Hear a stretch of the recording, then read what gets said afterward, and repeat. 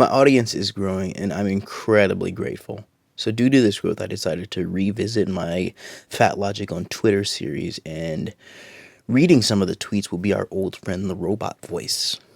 At Black Queer Iro says, are there any fat black nutritionists? Please stand up. This is like asking, are there any black pulmonologists who smoke and advocate for smoking? It's probably not going to do you any good in the long run. At Less Cute says, it is absolutely infuriating to hear about medical fat phobia. A woman in an advice group just posted that she has no libido and it's affecting her romantic relationship, and her doctor's advice was exercise and eat healthier.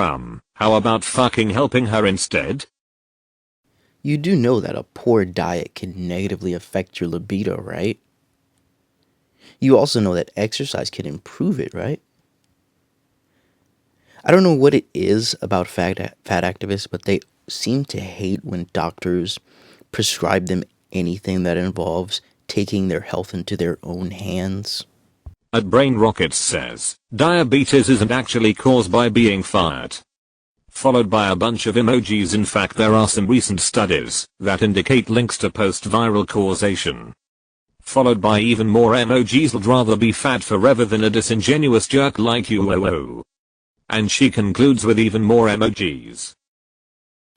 That's weird, because research on type 2 diabetes shows that losing fat actually puts it into remission. Interesting. At Mercurial says, fat is not, and has never been, an indicator of health. Stop mindlessly repeating fatphobic anti-science rhetoric that has been debunked for years. Kill the fascist in your own head before you speak. I mean, sure, the number of diseases associated with obesity look like a damn zip code, but let's just ignore that, right?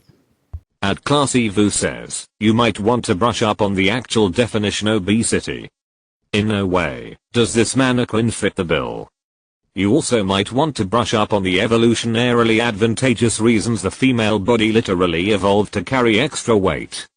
Or would that require too much thinking? No.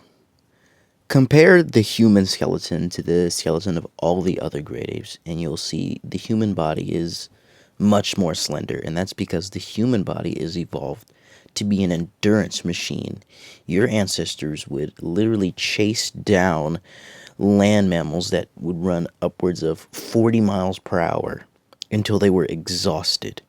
And if there's one thing the UFC heavyweight division has taught us, it's that fat bodies are not great for endurance.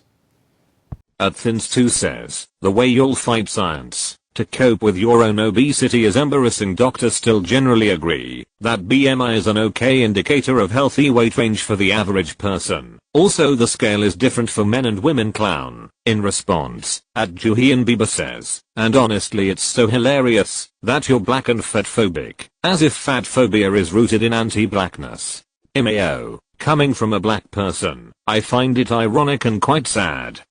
And I hope one day you realize those people may be fat, but at least they're not ugly on the inside like you. You said a lot of nothing. She's right. Well, BMI is not a perfect indicator. It's widely regarded as a useful rule of thumb because it predicts fat mass pretty well. At Queer Spice says, I just got an ad for making dogs lose weight and I would love to throw everything away until we get to Valentine's Day commercials. Well, I mean, considering that being fat is not good for dogs, and there's an uptick in obesity in dogs, I think someone found that ad useful and probably extended their time with their dog. You should do the same. At D-City says, my behaviors that led to me being fat, eating 900 calories a day, taking psychiatric medications, so I can marginally function. Stress, much of it caused by PTSD. Insomnia. Genes. I'll get right on fixing that.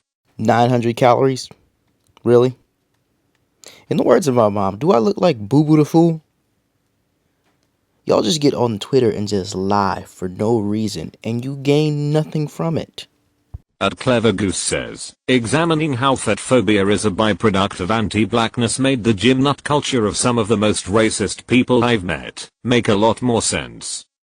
I'll bet both of my testicles this is a white woman. Of course it is. At BunnyDolin says, as a fat person it's a struggle to be on NSFW Twitter, because some days it's a confidence boost, and others it absolutely destroys my self-esteem. I've spent 19 years in this body, and I still don't appreciate it like I should, after everything it's helped me through. I've said it before and I'll say it again. This entire movement epitomizes first world problems. For those who don't know, NSFW Twitter is just porn. It's Twitter porn. This person is complaining about not seeing bodies that look like theirs in porn. But you have three options. You modify your diet and exercise habits to achieve the body you want and that you see in these people. 2, you watch porn with bodies like yours. And 3, you just don't watch porn. At Louis Del Rey says, I went to gym for the first time in 2 years cause my doctor said so, and I was doing good and stuff considering I was an athlete, and there was this white woman kept saying you're so fat you don't look jelly. I wanted to shove the dumbbell down her throat. Yeah, I'll take shit that you made up for 500, please. With that being said, feel free to like, comment, and subscribe, and head on over to Twitter to follow me at ThomasHuxley9.